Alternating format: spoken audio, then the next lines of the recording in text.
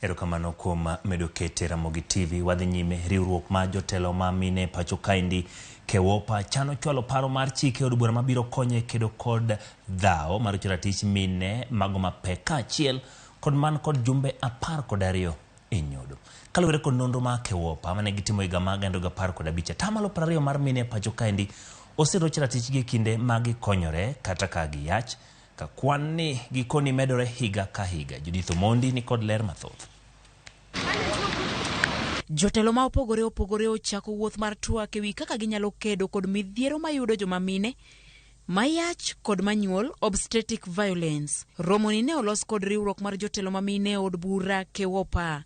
Kaluwore kod lipod nonro ma KEWOPA ne otimo e higa mar 2015, atamalo 20 mar joma mine osekadhe midhiero e lwet nyamrerwa kata lakteche maritogi kinde magiyach kaachiel kod magikonyore.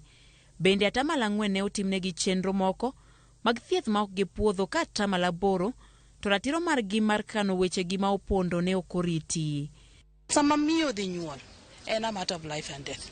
Mano en wach ma chal ni wiwa osewil godo nikech nitie mine mang'eny mano dhi konyore to ngimagi nolal e wi mesa kanyo. To ng'eny ne en ngimane nolal nikech wach negligence. Samoro dokta ne onge machiegni, remo chwer mang'eny, samoro notimne operation, owe gimoro e iye.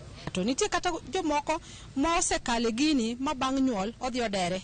Kata bang' nyuol ochako bedo matuo gima chame ipimo ok yudi nikech gima nokale. Midhiero gi opogi e kidienje ma opogore, giriwo thieth ma ok owinjore ni mine mayach, weyo chiwo rit makare ne minego, chuno minego kod thieth moko kaka bero, gocho, dino ne miyo kata nyathi e kar thieth kapok otieko chudo, akweda, diro wach kaachiel gi kuo kod wilo nyithindo e ute thieth.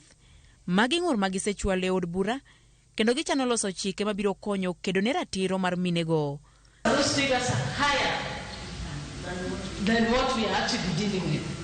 The issue of this OPV is worse, and Kenyans were quiet. And I think, ladies, this is one. Let's be friends of each other. Warwake katiba chike madhi kelo chungo gima mon kaleni.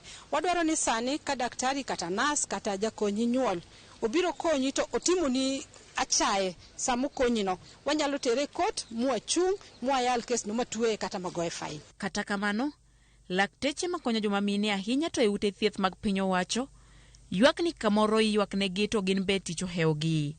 Kwan mar jotuo ng'eny ma ohewo lakteche. You may have all the knowledge, you may have even medicalized the practice, but what people really need at the point of care is care.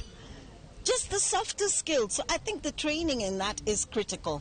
But again, let's also look at the context of the environment. If I am 3-4 nurses with 20, 30 patients, can I really optimize the kind of care I would provide? It's highly unlikely. Jokanyo mar riwruok mar KEWOPA ni kod geno ni keto chike mabiro tayo kaka ithiedho mon mayach kaachiel kod nyithindo biro kelo lokruoge ahinya to midhiero manyaka sani nitie kaka dang'ni mar paro, tho ma omondo mag mine mayach makonyore kaachiel kod nyithindgi. Judith Omondi, Ramogi TV.